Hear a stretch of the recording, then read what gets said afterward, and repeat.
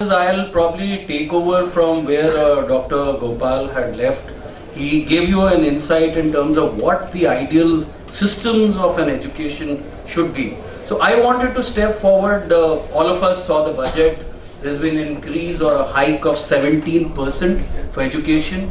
65.83k crores being spent on education alone. Midday meal, sir, is one of the major components. Some 13 crore also being given out there.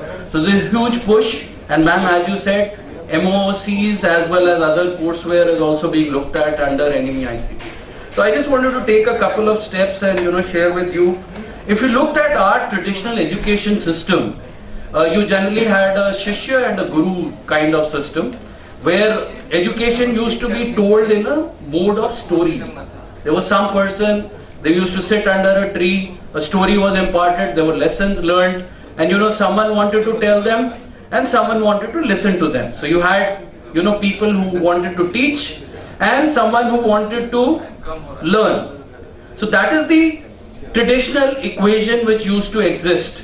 There was a time and place for the normal equation which exists in the education system which lies today. And sir talked about being 50 to 100 years back. Probably we are still in that age.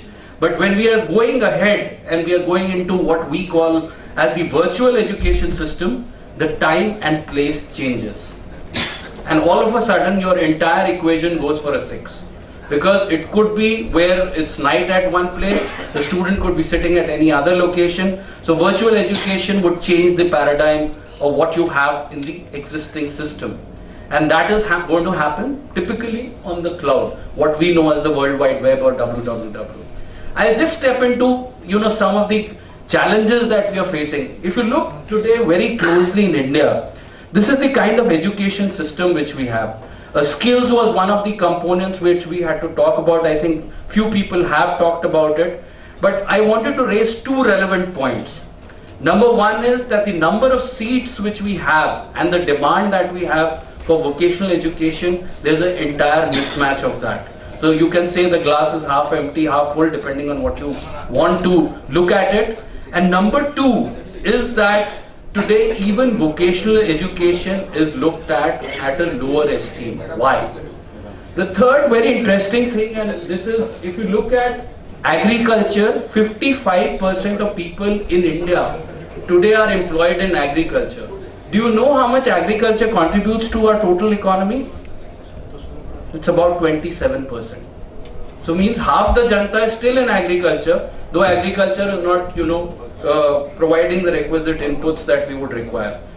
The big question that lies for us is, you will have so many graduates. What happens to the other people? Where do they go? What are the kind of skill sets that you need to look at for them?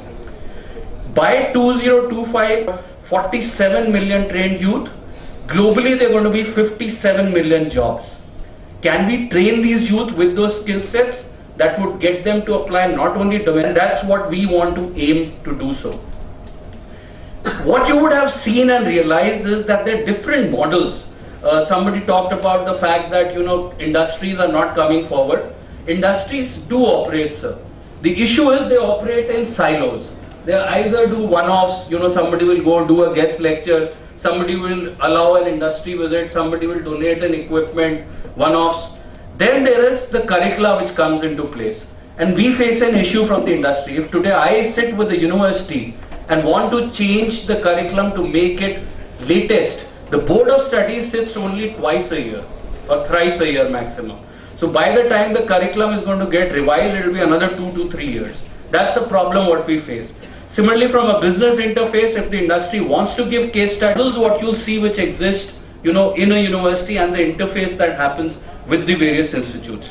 I just wanted to step, because we're talking about skills, wanted to share with you some of the initiatives that what Microsoft is doing. The first one, which is not mentioned out here but is applicable for anybody, is what we call as digital literacy. And anybody out here, if he wants to learn basics of computer, go to a site called dsaksharta.in. D stands for digital. You have free access to curriculum in multiple Indian languages. There are other initiatives which we do. For instance, youth need to have access to e-learning courses. So we run a program out here which is mentioned called IT Academy, where there are over 300 on a site called s2bprogramindia.com, where all the companies plug in their requirements. Most of the switch companies, we are talking about IT. So switch, if you know from parlance of the IT, switch stands for Satyam, Wipro, Infosys, Cognizant, TCS, HCL. We call them switch in the IT world. So all our partners plug in their requirements, students plug in their CV, and it does a matchmaking. So that's what it does, free of cost again. There's no cost incurred around it.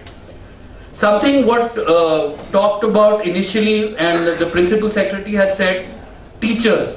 Unless you ensure that there is good quality teaching, you cannot ensure that the output is going to be correct. So no good input, no good output. Again, this is something what we are doing across India. We have trained almost about 7.5 lakh teachers in the K-12 space. Similarly, in the higher ed space, we run a program called Saksham, and sir out here from Utkal University, he is one of the beneficiaries. This is a 10-day training program that we do. We take teachers from different departments, yoga, physiotherapy, architecture, agriculture, and we expose them to how IT can help them in their day-to-day programs. You know, how they can use the cloud, how they can create email ID, how they can do basic testing on the net. That's all which is done through this program. So there are various initiatives which are carried out by corporates. So it's not that, corporates are not doing a lot of stuff. So I just wanted to, kind of wind up by saying that the approach that you need to look at is, look at skills development, look at certifying your students, and then look at an employment support. And typically what you'll see is the manner in which it happens is going to be all of this. I'm not going to read it out. You can see for yourself what is it. But the whole thing is, how do you collaborate with the ecosystem which can, enable this.